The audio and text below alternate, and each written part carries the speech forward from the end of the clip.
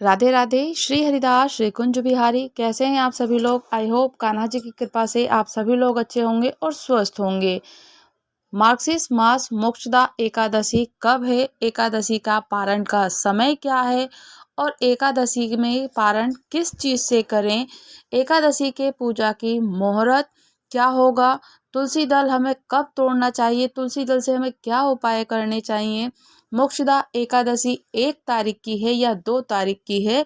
सबको बहुत आश्चर्य होता है और ये हमेशा मोक्षदा एकादशी हो या कोई भी एकादशी हो, हमेशा 2 एकादशी पड़ जाती हैं, जो कि कभी-कभी जिसे एक ही दिन होती है या फिर कहते हैं कि 2 एकादशी, एक स्मारक वाली, एक वैष्णव वाली, 2 एकादशी होती है। स्मारक वाली जो कि गृहस्थ लोग करते हैं, वैष्णव जो कि वैष्णव संप्रदाय से होते हैं, गुरु होते हैं, संत होते हैं, वो लोग करते हैं। जिन्होंने श्री राधा वल्लभ संप्रदाय से जो भी होते हैं वो सब व्यक्ति करते हैं। तो हमेशा एकादशी 2 पक्ष की पड़ती है, एक शुक्ल पक्ष की और एक कृष्ण पक्ष की। और एकादशी दोनों ही एकादशी करना चाहिए, जिससे कि ठाकुर जी की कृपा हम पर बनी रहे। और कहते हैं कि इस बार की जो मार्गशीर्ष महीने की मोक्षदा एकादशी है वो कब है? हमेशा यही हो जाता है, चिंता में लगे होते हैं कि कब पड़ रही है, कैसे है। तो मार्गशीर्ष महीने के जो शुक्ल पक्ष की एकादशी को मोक्षदा एकादशी कहा जाता है। इस दिन भगवान श्री हरि नारायण जी की उपासना का बहुत बड़ा विशेष महत्व होता है। मान्यता यह है कि इस तिथि पर रखा गया व्रत मनुष्य को सद्बुद्धि, सुख, समृद्धि और जीवन की बाधाओं से मुक्ति देता है। और कहते हैं कि हर कोई भी जो भी व्यक्ति एकादशी का व्रत करता है उसे पुण्य फल की प्राप्ति होती ही होती है। और पितरों की शांति, ग्रह दोष की राहत के लिए भी एकादशी बहुत कल्याणकारी और लाभदायक मानी जाती है। इस वर्ष मोक्षदा एकादशी 1 दिसंबर 2025 को सोमवार के दिन मनाई जाएगी। कहते हैं कि जो भी उदय तिथि के अनुसार कार्य पड़ता है, उदय तिथि के अनुसार जो भी व्रत, पर्व, उपासना की जाती है वही फलकारी होती है। तो इस बार 1 दिसंबर 2025 को सोमवार का दिन होगा और इस दिन जो पड़ रहा है भद्रा और पंचक दोनों का ही प्रभाव रहेगा। कहते हैं कि मोक्षदा एकादशी का जो भी व्रत होता है वो श्री हरि नारायण जी की बड़ी उपासना को बड़ा ही पुण्य फल प्राप्त करता है। मोक्षदा एकादशी की जो तिथि है प्रारंभ होगी, कब प्रारंभ होगी? 30 नवंबर 2025 रात्रि को 9:29 से प्रारंभ हो जाएगी और जो तिथि का समापन होगा 1 दिसंबर 2025 शाम को 7 बजे समापन होगा। तो हम जो भी व्रत करते हैं उदय तिथि के अनुसार ही करते हैं। 1 दिसंबर को व्रत रखा जाएगा जो कि अगले दिन 2 दिसंबर को पारण का समय होगा। 2 दिसंबर को पारण किया जाएगा। 2 दिसंबर को सुबह 6:57 से लेकर 9:03 तक का जो समय है उस समय पारण किया जाएगा। इस दिन सुबह 8 बजे से 20 मिनट तक के शाम 7 बजे तक भद्रा रहेगा और सुबह 6:56 से रात को 11:18 तक पंचक भी रहेगा। 1 दिसंबर को ये पंचक और भद्रा दोनों ही रहेगा। तो आपका जो पूजा का शुभ मुहूर्त होगा, पूजा का जो शुभ समय होगा वो हमें कब करना चाहिए और पूजा की जो सामग्री होती है वो क्या क्या है? मोक्षदा एकादशी की पूजा की सामग्री को भगवान विष्णु जी की प्रतिमा, चित्रपट, श्री हरि जी का विग्रह या लक्ष्मी नारायण जी का परिवार जो कि उनकी प्रतिमा होती है, अपने लड्डू गोपाल ठाकुर जी, हमारी श्री ठाकुरानी राधा रानी युगल सरकार, आप उनकी प्रतिमा, चित्रपट, श्री विग्रह कुछ भी रख सकते हैं। चौक को पूर लीजिए। चौक को पूरने के लिए आप हल्दी आटे का भी प्रयोग कर सकते हैं या फिर आपको गेरू मिल जाए, खड़ियाव मिल जाए तो जो कि गेरू और वाइट कलर का भी होता है, उससे भी आप चाक पूज सकते हैं। केले का पत्ता मिल जाए, केले के पत्ते से स्तंभ बना लीजिए। चाक पूजने के बाद चारों ओर रखते हैं, एक पाटा रखना है आपको, उस पे आसन बिछाना है पीले रंग का। गंगा जल से सारी चीज़ों को शुद्ध कर लेना है। पीला या सफ़ेद वस्त्र को आपको वहाँ पे आसन बिछा देना है, जो कि ठाकुर जी को बहुत प्रिय है। अगर केले का पत्ता मिल जाए, केले तो बहुत शुभ है, ठाकुर जी को बहुत प्रिय हैं, तो उससे और अच्छी कोई बात नहीं हो सकती। और कहते हैं कि आसन पीले रंग का, ठाकुर जी पीताम्बरधारी हैं, तो उनको पीले रंग का वस्त्र ना हो तो आप कोई भी वस्त्र लगा सकते हैं आसन में। दीपक घी का हो या तेल का हो, जो भी आपको, जो आपकी सामर्थ्य हो, जो आपकी आपकी जो भी सामर्थ्य के अनुसार अपनी पूजा संपन्न करनी चाहिए। रुई की बाती हो, अगरबत्ती हो, चंदन, हल्दी, रोली, मोली, साथ ही साथ जनेऊ, फूल, तुलसी दल, पंचामृत, फल, विशेषकर जो कि फल ठाकुर जी को आप समर्पित करते हैं, आपको फल, ऋतु फल जो मिल जाए वो रख लीजिए। केला, पीली मिठाई हो, या आप घर में खुद से भी मिठाई बना सकते हैं, जैसे कि बेसन के लड्डू, आप चने के लड्डू बना सकते हैं, तिल के लड्डू, या फिर नारियल के लड्डू, जो भी आपको मिल जाए और जो आपसे बन जाए वो आप बना लीजिए। जल से भरा हो कलश हो, अक्षत के लिए चावल रखना चाहिए, कुमकुम, रोली, पूजा की थाली, सूखे मेवे, मावा, फल, फूल आदि, ये सारी चीज़ें आपको समर्पित करनी है। तुलसी एकादशी के दिन नहीं तोड़ी जाती है, ये विशेषकर ध्यान रखना चाहिए। तुलसी महारानी, वृंदा महारानी, तुलसी का जो पूजन हम करते हैं एकादशी के दिन, तुलसी को छूना वर्जित होता है, द्वादश को भी नहीं छूना चाहिए, द्वादशी को भी तुलसी जी को नहीं छूना चाहिए, यानी कि उनको तोड़ना नहीं चाहिए। पर आप एक दिन पहले ही तुलसी जी को तोड़ कर के रख लीजिए। जैसे कि दशमी जब लगती है तो दशमी वाले दिन आप तुलसी को तोड़ लें। अब इसमें ये भी बात है कि सोमवार को एकादशी है और संडे को भी तुलसी जी नहीं तोड़ी जाती हैं, तो अब क्या करें? तो तुलसी जी आप शनिवार को तोड़कर रख लीजिए, क्योंकि तुलसी जी संडे संडे को या रविवार को नहीं तोड़ी जाती हैं और एकादशी वाले दिन भी नहीं तोड़ी जाती हैं। तो आप तुलसी जी का जो पत्र है, तुलसी मंजरी है, आप शनिवार के दिन तोड़ करके रख लीजिए। एकादशी से एक दिन पहले आप तोड़ करके रख सकते हैं तुलसी दल, क्योंकि जब हम एकादशी का व्रत करते हैं तो वृंदा महारानी श्री हरि नारायण जी के लिए हर एकादशी का व्रत करती हैं और निर्जल एकादशी का व्रत करती हैं, तो इसलिए वृंदा महारानी को एकादशी के दिन उनको नहीं तोड़ना चाहिए। और कहते हैं कि श्री हरि नारायण जी को तुलसी जब तक समर्पित ना की जाए तो उनका फल फूल पूजा उनकी समर्पित नहीं होती, वो भोग ग्रहण नहीं करते हैं।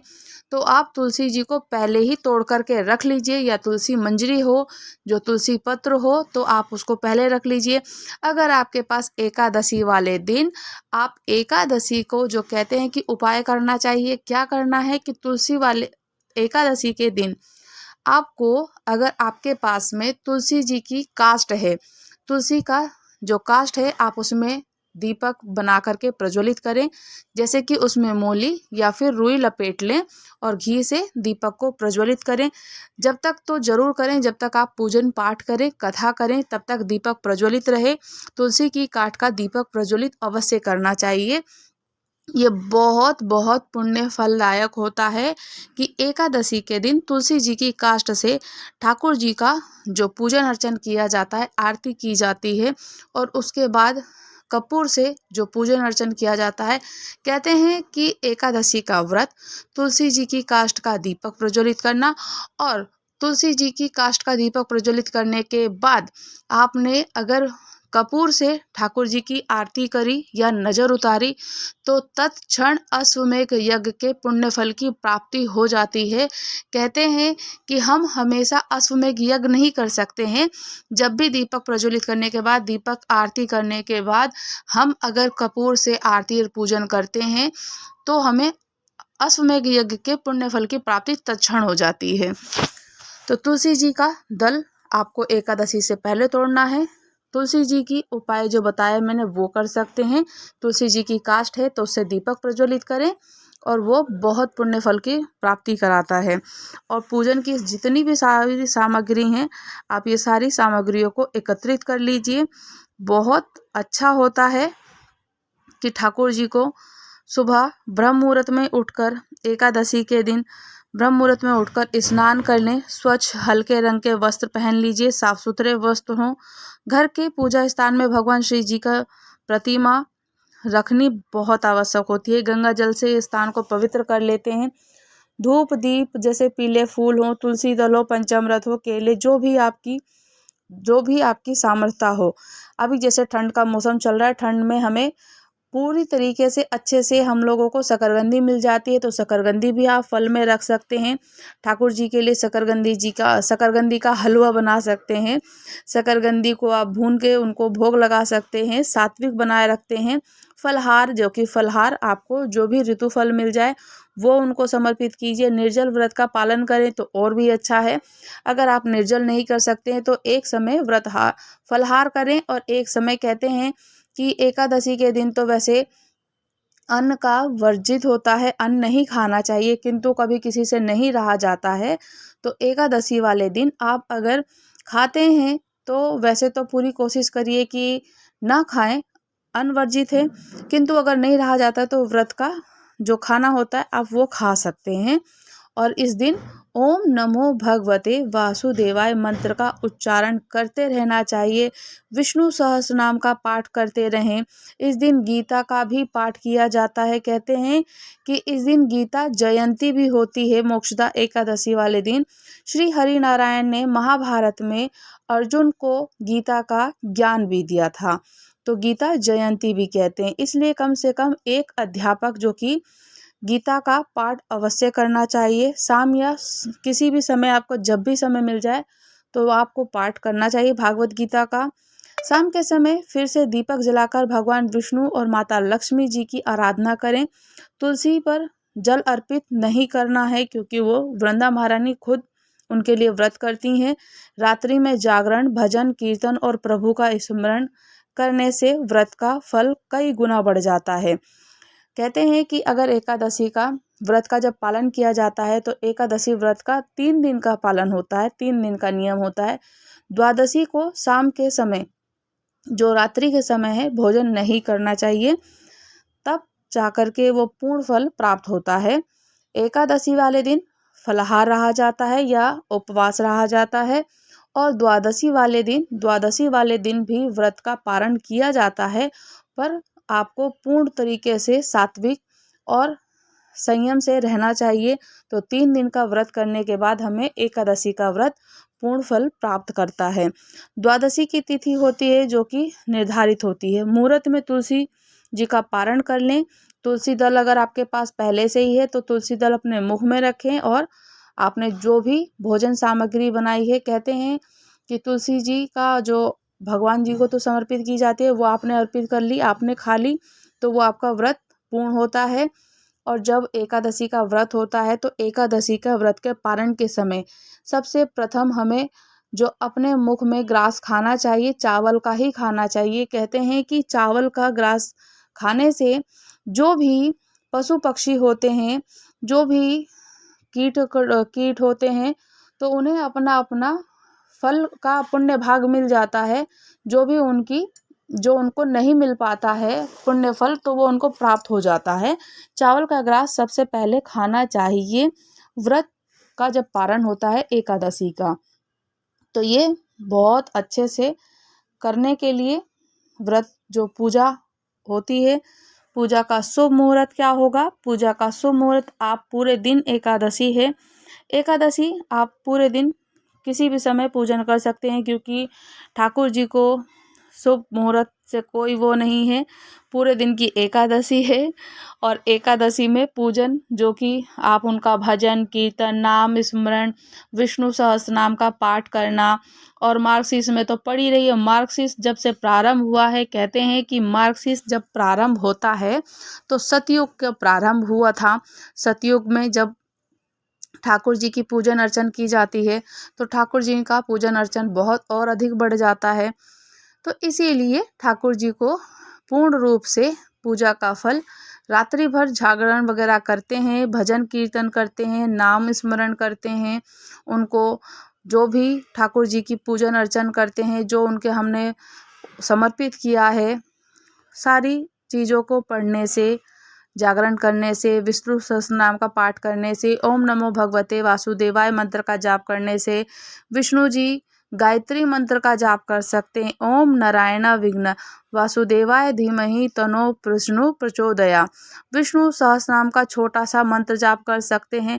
बहुत बड़ा होता है विष्णु सहस्त्रनाम का पाठ, किंतु अगर नहीं कर पाते हैं, समय नहीं है, तो कहते हैं कि गायत्री मंत्र का अगर उच्चारण रुद्राक्ष की माला पे अगर आपने एक बार भी माला फेर ली तो आपको पुण्य फल की प्राप्ति होती है। विष्णु सहस्त्रनाम का छोटा सा जो मंत्र जाप है, कहते हैं श्री विष्णु सहस्त्रनाम स्तोत्रम नमः, श्री विष्णु सहस्त्रनाम स्तोत्रम नमः। इस प्रकार से आप ये छोटा मंत्र जाप है आप उच्चारण कर सकते हैं, जो कि ठाकुर जी को पूर्ण रूप से प्रिय है। और पूजन का समय ब्रह्म मुहूर्त से लेकर के आप सायकाल तक कर सकते हैं, जो कि हर वक्त ठाकुर जी का ही दिन होता है, ठाकुर जी की पूजन अर्चन होती है। अगर रात्रि में जागरण करके उनका नाम स्मरण कर लिया जाए, माला कर ली जाए, तो और भी पुण्य फल की प्राप्ति होती है। मोक्षदा एकादशी का व्रत करने से जो भी हमारे पाप होते हैं, पातक होते हैं, वो नाश हो जाते हैं और मोक्ष की प्राप्ति होती है। जैसे कि नाम से ही मोक्षदा एकादशी मोक्ष को प्राप्त कराती है। मोक्षदा एकादशी जो भी व्यक्ति करता है उसको पुण्य फल की प्राप्ति होती ही होती है, साथ में ठाकुर जी की हम पे कृपा बनी रहती है। मोक्षदा एकादशी हर बार जो आती है मार्गशीर्ष के महीने में शुक्ल पक्ष की एकादशी है। और अगर कहते हैं कि हमें एकादशी करा ही नहीं है, करना है, तो आप कभी भी एकादशी का व्रत उठा सकते हैं। वैसे तो जो अभी उत्पन्ना एकादशी गई है, तो उत्पन्ना एकादशी से कोई भी व्रत प्रारंभ कर सकते हैं, क्योंकि उसी दिन उत्पन्ना एकादशी के नाम से ही उत्पन्न हुई थी एकादशी। किंतु नहीं कर पाए हैं किसी कारणवश, तो आप अभी भी कर सकते हैं, क्योंकि कोई भी व्रत हो, शुभ कार्य हो, उदय तिथि के अनुसार होता है। और वैसे ही कोई भी व्रत आप शुक्ल पक्ष से प्रारंभ कर सकते हैं। तो ये शुक्ल पक्ष चल रहा है, तो शुक्ल पक्ष से आप प्रारंभ कर दीजिएगा, एकादशी का व्रत कभी भी कर सकते हैं। मोक्षदा एकादशी के व्रत की कथा अब हम सुन लेते हैं। और जो कि मोक्षदा एकादशी के व्रत का, एकादशी के व्रत की कथा पढ़ना, सुनना या किसी को सुनाने मात्र से ही हमें पुण्य फल की प्राप्ति होती है। मोक्षदा एकादशी हो या कोई भी एकादशी हो, साल में हमारी 24 एकादशी होती है, और कभी जैसे कि एक साल बढ़ जाता है तो 26 एकादशी होती हैं।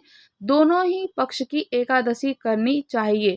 अगर आप नहीं कर सकते हैं किसी कारणवश, या सामर्थ्य नहीं है, या आपकी तबीयत ठीक नहीं है, या आपको किसी भी कारणवश नहीं कर सकते, तो एक एकादशी निर्जल एकादशी होती है, तो वो व्रत कर लीजिए।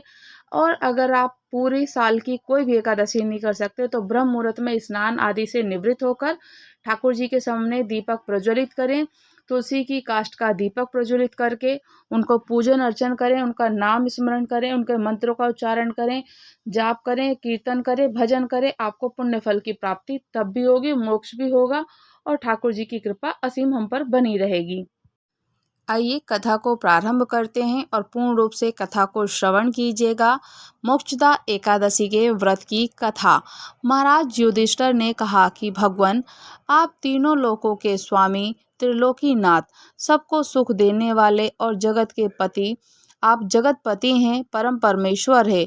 मैं आपको नमस्कार करता हूँ। हे देवाधिदेव श्री हरि नारायण, मैं आपको बारंबार नमस्कार करता हूँ। आप सबके हितैषी हैं, और अतः मेरे संशय को दूर करके मुझे बताइए कि मार्गशीर्ष का एक एकादशी का क्या नाम है। जो मार्गशीर्ष की एकादशी है उसका क्या नाम है, उस दिन कौन से देवता का पूजन किया जाता है, और उसे हमें पुण्य फल की प्राप्ति कैसे प्राप्त होती है, किस प्रकार से पूजन अर्चन किया जाता है, जो कि ठाकुर जी हम पर अपनी कृपा बनाए रखते हैं, कृपया मुझे बताइए। और कहते हैं कि भक्त वत्सल भगवान श्री कृष्ण कहने लगे, धर्मराज, तुमने बड़ा ही उत्तम प्रश्न किया है। इससे सुनने से तुम्हारा और इस लोक का कल्याण होगा। जैसे ही जो भी व्यक्ति, जो भी भक्तजन इस व्रत को करता है और प्रसंग को सुनता है, उसका यश संसार में फैलेगा। मार्गशीर्ष शुक्ल एकादशी अनेकों पापों को नष्ट करने वाली, मोक्ष को देने वाली, मोक्ष को प्राप्त करने वाली एकादशी कही जाती है। मार्गशीर्ष के महीने में जो एकादशी आती है, मार्गशीर्ष का महीना बहुत ही पुण्य फल की प्राप्ति करने वाला होता है। कहते हैं कि मार्गशीर्ष में एकादशी का जो पुण्य फल प्राप्त होता है वो ठाकुर जी की कृपा प्राप्त करने के अधिकारी होता है। एकादशी के व्रत करने से अनेकों पाप को नष्ट करने वाली इसका नाम मोक्षदा एकादशी है। इस दिन भगवान दामोदर की धूप, दीप, नैवेद्य आदि से भक्ति पूर्वक पूजन किया जाता है और श्री हरिजन का पूजन किया जाता है। कहते हैं कि अब मैं इसे विषय में एक पुराणों का कथा कहता हूँ कि पुराणों की कथा सुनो। गोकुल नाम के एक नगर में वेखानसक नाम का एक राजा राज्य करता था। उसके राज्य में चारों वेदों के ज्ञाता ब्राह्मण रहते थे। वो राजा अपनी प्रजा का पुत्रवत पालन करता था। एक बार रात्रि में राजा ने एक स्वप्न देखा कि उनके पिता नरक में, उसे बड़ा ही आश्चर्य हुआ, नरक में पड़े हुए हैं। तो वह विद्वान प्रातःकाल उठकर ब्राह्मणों के पास गया और अपना स्वप्न सुनाया। कहा, मैंने अपने पिता को नरक में कष्ट उठाते देखा है। उन्होंने मुझसे कहा कि पुत्र, मैं नरक में पड़ा हुआ हूँ, यहाँ से तुम मुझे मुक्त कराओ। जब से मैंने ये वचन सुने तब से मैं बहुत बेचैन हूँ और मुझे समझ नहीं आ रहा है। यहाँ से तुम मुझे छुड़ा सकते हो तो चित्त में बड़ी अशांति हो रही है। मुझे इस राज्य, धन, पुत्र, स्त्री, हाथी, घोड़े आदि में कुछ भी सुख प्रतीत नहीं होता है। क्या करूं, क्या ना करूं, कुछ समझ के परे है। राजा ने कहा कि हे ब्राह्मण, देवताओं को इस दुख के कारण मेरा सारा शरीर जल रहा है। अब आप कृपया करके कोई तप, दान, व्रत आदि ऐसा उपाय बताइए जिससे मेरे पिता को मुक्ति मिल जाए। उस पुत्र का जीवन व्यर्थ है जो अपने माता पिता का उद्धार ना कर सके। एक उत्तम पुत्र जो अपने माता पिता का और पूर्वजों का उद्धार करता है वो 1000 मूर्ख पुत्रों से अच्छा है। जैसे एक चंद्रमा सारे जगत में प्रकाश कर देते हैं तो वैसे ही हजारों तारे नहीं कर पाते। जब चंद्रमा पूरे जगत को प्रकाश करता है, परंतु जो 1000 तारे होते हैं वो भी जगत को प्रकाशित नहीं कर पाते। तो राजन, यहाँ पास ही भूत ब्राह्मण ने कहा कि राजन, यहाँ पास ही भूत, भविष्य, वर्तमान के ज्ञाता पर्वत ऋषि का आश्रम है। आपकी समस्या का हल वो जरूर करेंगे। ऐसा सुनकर राजा मुनि के आश्रम पर गया। उस समय आश्रम में अनेक शांत चित्त योगी में मुनि तपस्या कर रहे थे। उसी जगह पर्वत मुनि बैठे थे। राजा मुनि को साष्टांग दंडवत प्रणाम किया। मुनि ने राजा से सांगोपांग कुशल पूछी और राजा ने कहा, महाराज, आपकी कृपा से मेरे राज्य में सब कुछ कुशल है, लेकिन मेरे चित्त में अत्यंत अशांति हो रही है। ऐसा सुनकर पर्वत मुनि ने आंखें बंद करके भूत विचारने लगे। फिर बोले, राजन, मैंने योग के बल से तुम्हारे पिता का कुकर्मों को जान लिया। उन्होंने पूर्व जन्म में काम के आतुर होकर एक पत्नी को रति दी, किंतु सोत के कहने पर दूसरे पत्नी को ऋतुदान मांगने पर भी नहीं दिया। उसी पाप कर्म के कारण तुम्हारे पिता को नरक में जाना पड़ा। तब राजा ने कहा, इसका कोई उपाय बताइए। मुनि बोले, राजन, आप मार्गशीर्ष मास की शुक्ल पक्ष की एकादशी का उपवास करें और उस उपवास के पुण्य को अपने पिता को संकल्प कर दें। इसके प्रभाव से आपके पिता ही अवश्य नरक से मुक्ति हो जाएगी। मुनि के वचन सुनकर राजा महल में आया और मुनि के कहे अनुसार कुटुंब सहित मोक्षदा एकादशी का व्रत किया। इसके उपवास का पुण्य उसने पिता को अर्पण कर दिया। इसके प्रभाव से उसके पिता को मुक्ति मिल गई और स्वर्ग में जाते हुए वे पुत्र से कहने लगे कि हे पुत्र, तेरा कल्याण हो। यह कहकर स्वर्ग को चले गए। मार्गशीर्ष मास की शुक्ल पक्ष की एकादशी को जो व्रत करते हैं उनके समस्त पापों की नष्ट हो जाते हैं और उनको पुण्य फल की प्राप्ति होती है। कहते हैं कि जो भी एकादशी का व्रत कर लेते हैं, एकादशी के व्रत की कथा सुनते हैं, एकादशी के व्रत की कथा को पढ़ते हैं, सुनाते हैं, उसको पुण्य फल की प्राप्ति होती ही होती है। अपने जो एकादशी का व्रत है उसके पुण्य फल को अपने पिता को अर्पित किया, पिता को मुक्ति प्राप्त हुई, पिता ने कल्याण हो कहा और तुम्हारे कुल में भगवान ठाकुर जी की कृपा से ऐसी मोक्षदा एकादशी के व्रत की कथा सुननी और सुनाई, उसका व्रत संपूर्ण हुआ। जो भी तुम्हारी मनोकामना पूर्ण हो वो पूर्ण हो, उनको ठाकुर जी पूर्ण करें। और एकादशी का व्रत करने से पुण्य फल की प्राप्ति होती है। कहते हैं कि एकादशी का व्रत जो भी व्यक्ति करते हैं तो उसको इस कथा को सुनने से, पढ़ने से वाजपेयी यज्ञ के फल की प्राप्ति होती है और ये व्रत मोक्ष को देने वाला होता है, मोक्ष प्राप्त होता ही होता है। चिंतामणि के समान सब कामनाएं पूर्ण हो जाते हैं और मोक्ष और भोग के अंत में जो वैकुंठ धाम प्राप्त होता है ठाकुर जी का, उससे अनंत तक भोगते हैं। मोक्षदा एकादशी का व्रत की कथा पढ़ना, सुनना, सुनाना, एकादशी के दिन का व्रत करना और ठाकुर जी की पूजन अर्चन करना ठाकुर जी को बहुत प्रिय है। ठाकुर जी का नाम, भजन, कीर्तन, स्मरण, उनकी सेवा जो भी आप कर सकते हो वो कर लीजिए। तो एकादशी व्रत की कथा कर सकते हैं, पूजन कर सकते हैं, उनकी सेवा कर सकते हैं। जो एकादशी अब की बार पड़ रही है 1 दिसंबर 2025 को है मोक्षदा एकादशी। राधे राधे। श्री हरिदास श्री कुंज बिहारी। अगर आप लोग हमारे चैनल पर नए हैं तो चैनल को लाइक, शेयर, सब्सक्राइब करना बिल्कुल ना भूलें और मुझे कमेंट्स करके ज़रूर बताइएगा कि आपको कथा और चर्चा कैसी लगी। राधे राधे। श्री हरिदास।